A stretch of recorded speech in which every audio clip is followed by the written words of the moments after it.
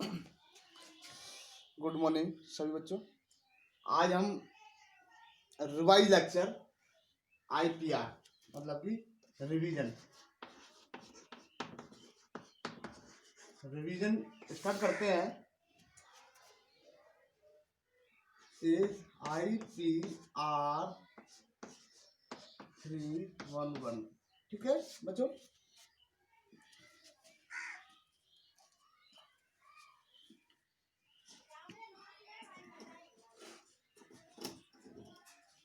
Three one one का मतलब IPR 311। तो अब हम इसमें इम्पोर्टेंस क्या है हमारे, उसके बारे में बात करते हैं, क्योंकि डेफिनेशन हमारी जो पूछी जाती है पेपर में, तो उसमें क्या इम्पोर्टेंस है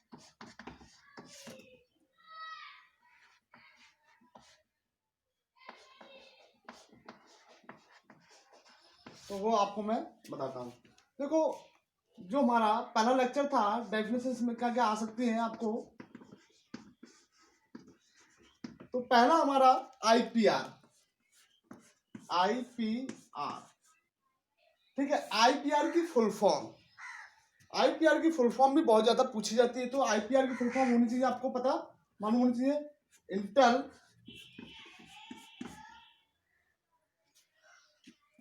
एक्चुअल प्रॉपर्टी राइट, ठीक है। ये तो आपको मालूम होना चाहिए कि इसकी फुल फॉर्म क्या है। दूसरी बात, इसकी परिभाषा। अब परिभाषा में आप क्या बता सकते हैं कि वह व्यक्ति, ठीक है, वह व्यक्ति या अनेक व्यक्तियों, ठीक है, वह व्यक्ति या अनेक व्यक्तियों जिनको किसी वस्तु या कह सकते हैं वस्तुओं से संबंधित इस प्रकार के अधिकार प्राप्त हो, मतलब कि कोई भी अधिकार प्राप्त हो, उक्त संपदा या जायदाद, उसे हम क्या कहते हैं, जायदाद का स्वामी, मतलब कि प्रॉपर्टी। तो हमें किसकी बात करते हैं, ये तो हमारी परिभाषा है, मतलब इस प्रकार से भी कह सकते हैं। और दूसरी बात, हम इसमें ओनली प्रॉपर्टी की बात करते हैं, तो प्रॉपर्टी, क्योंकि प्रॉपर्टी की परिभाषा भी पूछी जाती है, तो प्रॉपर्टी मतलब कि किसी वस्तु का स्वामी हो या जमीन जायदाद का स्वामी हो, ठीक है, या कोई भी पर्टिकुलर जो उससे संबंधित या फैक्ट्री हो, जो भी हो, उस चीज को हम प्रॉपर्टी का मतलब एक मालिक मानते हैं, ठीक। उसके बाद संपत्ति के भी प्रकार होते हैं। अब इसके प्रकार कौन कौन से हैं, तो इसके दो प्रकार हैं। कौन कौन से दो प्रकार हैं, एक तो है टेंजेबल प्रॉपर्टी और दूसरा है इनटेंजेबल प्रॉपर्टी। अब टेंजेबल प्रॉपर्टी क्या होती है, जो साकार वस्तु के रूप में भौतिक रूप से उपस्थित हो, मतलब कि हमें दिखाई देने वाली वस्तु, जो हमें साकार रूप से उसको प्रोवाइड कर सकते हैं या प्राप्त कर सकते हैं, वो हम टेंजिबल वस्तु कहते हैं, जिसपे हम अधिकार अपना पाए। जैसे कि मोटरसाइकिल एक वाहन है, उस पर हम अधिकार हमारा, क्योंकि वो हमारा नाम नॉमिनेशन होता है, ठीक है। इस प्रकार से ये हमारा टेंजिबल प्रॉपर्टी होती है, ठीक है, जिसे महसूस किया जा सकता है। कहते हैं इसको, ये हमारी प्रॉपर्टी है, ये हमारा बोर्ड है, ये हमारी प्रॉपर्टी है, क्योंकि इसे हमने खरीदा, ये हमारे नाम पे खरीदा हुआ है, तो ये हमारी प्रॉपर्टी है, हम इस पर अपना हक जमा सकते हैं, मतलब ये हमारा हक है कि अभी हमारी प्रॉपर्टी आप हमसे नहीं ले जा सकते। तो ये तो हमारी टेंजिबल प्रॉपर्टी हुई, ओके। उसके बाद नेक्स्ट है इनटेंजिबल प्रॉपर्टी। ये इंद्रियों द्वारा महसूस की जाती है, ठीक है, ये इंद्रियों द्वारा महसूस की जाती है, जो अगोचर हो, मतलब कि अब कहने का मतलब इसमें कि हम इसे टच नहीं कर सकते। हमारी इंद्रियां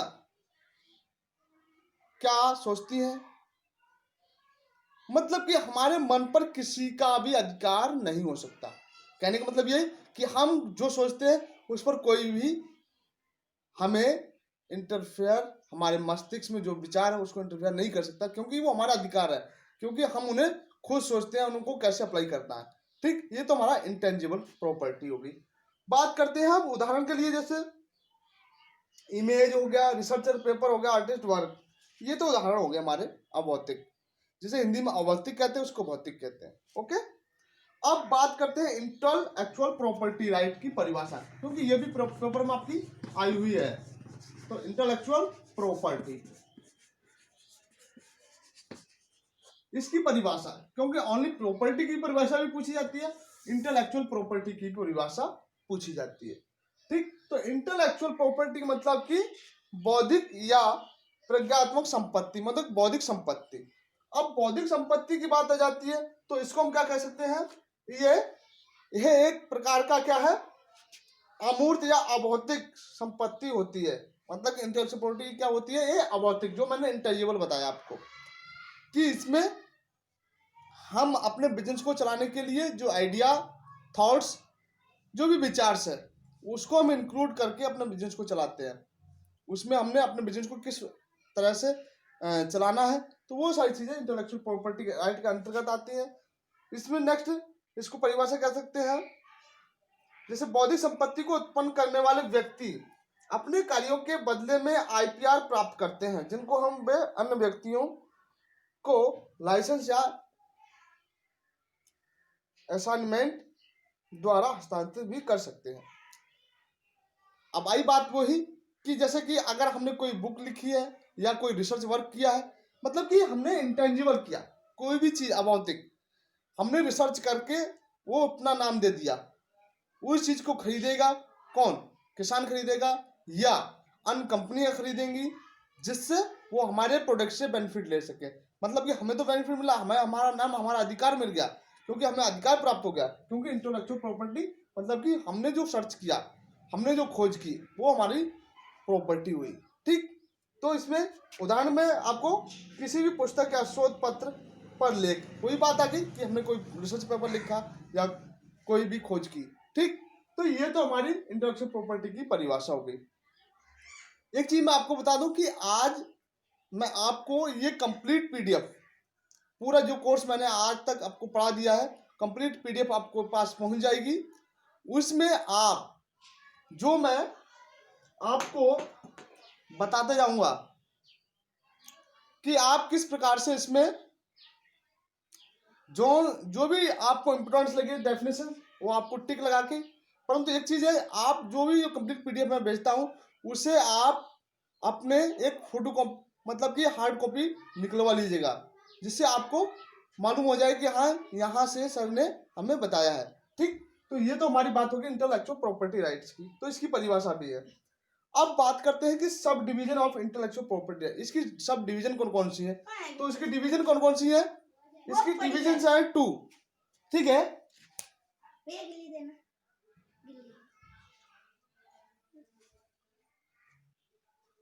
ठीक है, इसमें बात करते हैं हम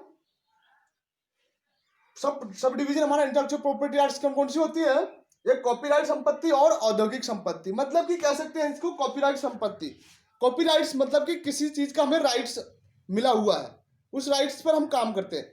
ठीक है, और एक है इंडस्ट्रियल प्रॉपर्टी, मतलब कि औद्योगिक, जो हमारी कंपनियां हैं, जो इंडस्ट्रियल है, उसमें हम किस प्रकार से अपना इसको अधिकार को पाते हैं। तो कहते हैं कॉपीराइट संपत्ति का मतलब यह मनुष्य के मस्तिष्क का सृजन है, जो निम्नलिखित में से किसी भी एक कार्य से संबंधित हो सकता है। कॉपीराइट्स कहने का मतलब कि किसी भी एक पर्टिकुलर चीज पर उसका कॉपीराइट्स मिल सकता है, या रिसर्च पेपर हो, आर्टिकल्स हो, मैनी बुक्स, ठीक है, एक्सेट्रा।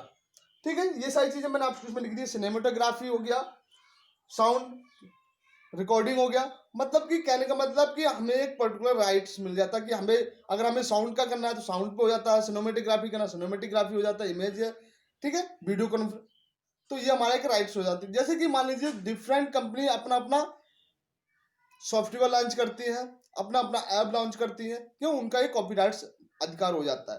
ठीक है, उससे वो पैसा कमाते हैं, तो वैसे ये कॉपीराइट्स हो गया, क्यों, इसको हम कॉपी नहीं कर सकते, क्योंकि हमें अधिकार जब प्राप्त हो जाता है तो इस पर हमारा अधिकार हो जाता है, इसे कोई चुरा नहीं सकता।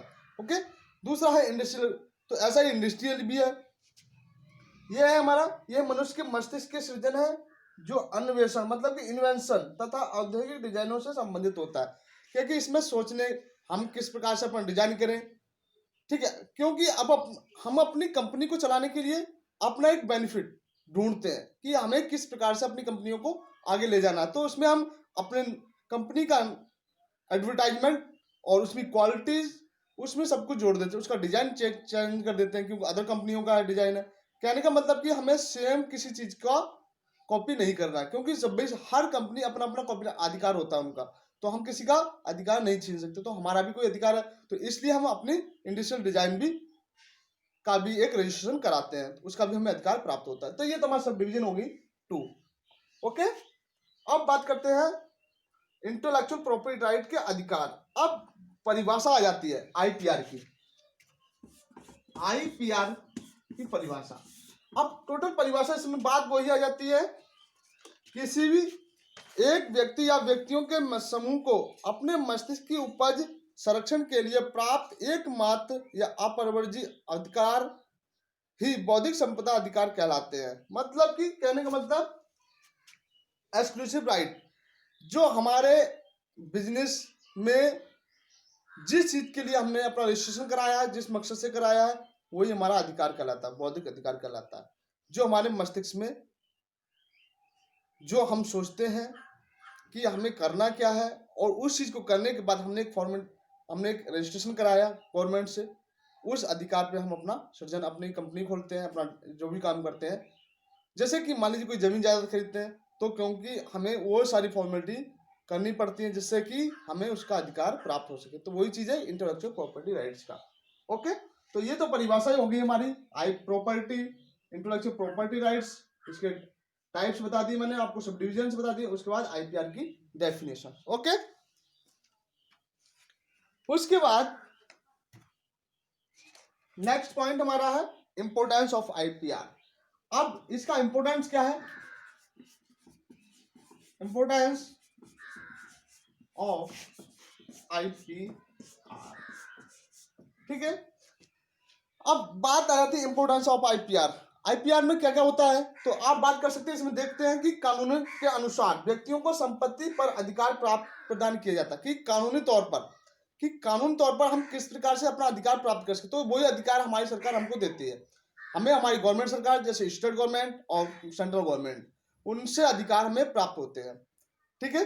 तो इस प्रकार से इसका हमें बहुत ही बेनिफिट है, क्योंकि अगर हमारे पास कोई अधिकार नहीं होगा तो हम कोई भी कार्य नहीं कर सकते। जैसे कि मान लीजिए कोई भी, अगर हम इंसेक्टिसाइड, पेस्टिसाइड एंड कोई भी इलेक्ट्रॉनिक्स या भी सीड्स, कोई भी कंपनी से हम अगर सीड खरीदना चाहते हैं, तो हमारे लिए सबसे पहले फर्स्ट ऑफ ऑल रजिस्ट्रेशन कराना होता है, उसका अधिकार प्राप्त करना होता है कृषि अधिकारी, जिला अधिकारी से। जब हमारा जिला अधिकारी हमको उस चीज के लिए परमिशन दे देता है, तब जाकर हम उस चीज के लिए एलिजिबल हो जाते हैं कि भी हम ये प्रोडक्ट उस कंपनी से लेकर बेच सकते हैं। दूसरी बात, अगर कोई कंपनी खोलनी है तो कंपनी के लिए भी हमें एक रजिस्ट्रेशन कराना होता है। जब रजिस्ट्रेशन कराएंगे तब हमें उस चीज पर अपना सारा कुछ, जितने डॉक्यूमेंट्स है, किस प्रकार से हमें करना है, उनके बारे में सारी जानकारी उनको प्राप्त कर दी जाती है। उसके बाद वो हमारे लिए वो सारी चीज चेक करके, जान करके उसको हमें एक अप्रूवल करते हैं, ठीक। तो वही सारी चीजें हैं कि आपकी इंपोर्टेंस इसमें बहुत ज्यादा होती है, कि आप पर कोई क्लेम नहीं कर सकता, आपके लिए कोई बिजनेस में कोई आपका हस्तक्षेप नहीं कर सकता, ठीक है। तो ये सारे अधिकारों के लिए हमारी गवर्नमेंट हमें फायदा प्रदान करती है। ओके, ठीक। तो ये तो हमारे इंपोर्टेंस हो गए। तो ये तो हमारे फर्स्ट लेक्चर की बात हो गई। तो फर्स्ट लेक्चर में इतना ही आज के लिए, और रिवीजन आपका चल रहा है, तो आज आपका रिवीजन आईपीआर का है, ठीक है। तो इसमें मैंने आपको पीडीएफ कंप्लीट आज मैं आपके पास भेज दूंगा, और उस पीडीएफ की हार्ड कॉपी आप निकलवा कर सारे पॉइंट्स, सारे टॉपिक्स, अगर आपको कहीं भी डाउट होता है या लगता है कि यहाँ से कुछ मिस हुआ है, तो आप पर्सनली कांटेक्ट करके पूछ सकते हैं, ठीक है। Thank you class.